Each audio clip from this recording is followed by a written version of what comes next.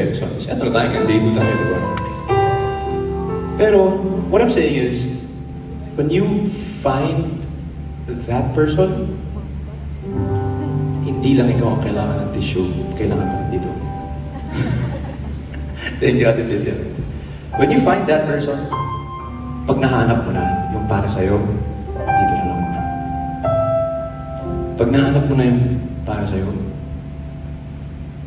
tinatanong sa akin, paano mo nasabing si Casey na yung the one? Ang sagot ko lang talaga, may payapa akong nararamdaman nito kasama ko siya. To tell you honestly, yesterday, day 1, nasa The Voice siya. Nakita niyo naman siguro yung clips dito sa TikTok.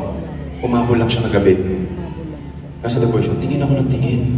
Matatapos na yung concert, wala pa si Casey. Alam ng buong New Frontier yun kahapon, mga nandito.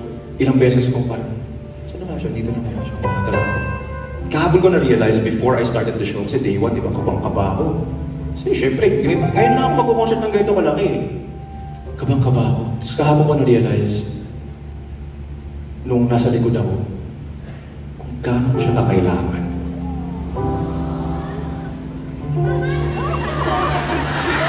Diba? Shucks, magsistart na yung show. Wala si Casey, parang kailangan. Dapat nandito siya eh. Parang ganun. Alam mo yun, yung mararamdaman mo na kulang eh. Parang dapat. Doon na-realize ko yung kahapon. Kailangan ko para talaga si Casey.